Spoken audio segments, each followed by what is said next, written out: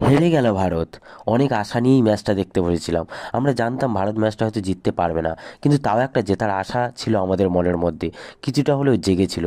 হ্যাঁ, অবশ্যই অস্ট্রেলিয়াকে ফুটবলে হারানোটা মুখের কথা নয়, বিশেষ করে টিম ইন্ডিয়ার পক্ষে। আর ম্যাচের রেজাল্টও তাই হলো।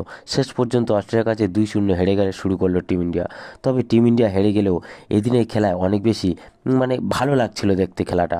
ইন্ডিয়া যেভাবে ডিফেন্স করছিল তা সত্যি প্রশংসাযোগ্য। ডিফেন্সের সন্দেশ জিজ্ঞান, রাহুল বেকে, শুভাশিস, নিখিল পূজারীদের অসম্ভব হার্ডওয়ার্ক অস্ট্রেলিয়াকে প্রথম হাফে কোনো গোলই করতে দেয়নি।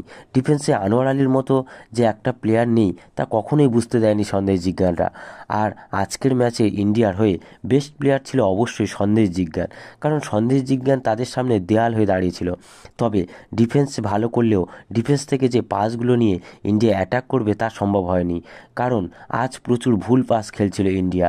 তাছাড়া অ্যাটাকিংলি ইন্ডিয়া খুবই দুর্বল ছিল অস্ট্রেলিয়ার আরেকজনের নাম না বললেই নয়, সে হলো দীপক টাংরি।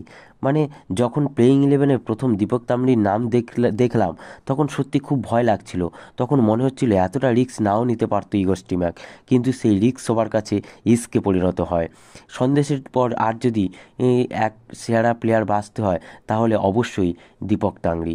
মাঝ মাঠে ডিফেন্সিভ মিডফিল্ডে আপুইয়া সুরেশদের সঙ্গে দারুণ দারুণ খেলেছে। এটা ছিল তার ডেবিউ ম্যাচ, সত্যি অসাধারণ। এছাড়াও ছাংতের কথা বলতেই হবে। প্রথম হাফে ছাংতেও একটা সাইড দিয়ে খুব ভালো রান করছিল, মাঝে মাঝে অ্যাটাকও করছিল। এছাড়া ডিফেন্সে এসে সে শুভাশিসকে ভালোই সহযোগিতাও করছিল। এই টিমে যে সাহাল, আশিকদের মতো কিছু গুরুত্বপূর্ণ খেলোয়াড় নেই তার অভাব কখনোই বুঝতে দেয়নি তারা। তবে ফার্স্ট হাফে সুনীল ছেত্রী ভালো একটা বল পেয়েই গিয়েছিল গোলের একদম সামনে। মনবীর সিংয়ের একটা ক্রস সুনীল ছেত্রী হেড দিলে বলটা গোলের বাইরে চলে যায়। ওই বলটা যদি সুনীল গোলে রাখতে পারতো তাহলে অবশ্যই টিম ইন্ডিয়া 1-0 গোলের লিডটা নিয়ে নিতে পারতো। ফার্স্ট হাফে গোল শূন্য ড্র হয়ে খেলা শেষ হয়, কিন্তু সেকেন্ড হাফের একদম প্রথমেই অর্থাৎ 50 মিনিটের মাথায় প্রথম গোল হজম করে টিম ইন্ডিয়া। তবে এই গোলের ক্ষেত্রে সবচেয়ে বড় ভুলটা ছিল গুরপ্রীত সিং সান্ধুর একটা ছোট্ট ভুলের কারণে প্রথম গোলটা খেয়ে যায়। এরপর ইন্ডিয়ার ডিফেন্সিভ খোলস ছেড়ে কিছুটা অ্যাটাকে উঠতে থাকে, আর সেটাই তো স্বাভাবিক।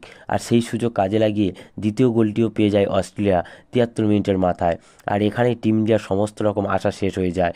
এবার ইন্ডিয়ার নেক্সট রাউন্ডে কোয়ালিফাই করতে হলে পরবর্তী 2 ম্যাচের মধ্যে অন্তত একটিতে তো জয়, একটিতে ড্র করতেই হবে। তা না হলে এবারেও টিম ইন্ডিয়ার আশা অধরাই থেকে যাবে। আর বন্ধুরা, ভিডিওটি যদি ভালো লেগে থাকে তাহলে অবশ্যই লাইক ও সাবস্ক্রাইব করে রাখুন প্লিজ।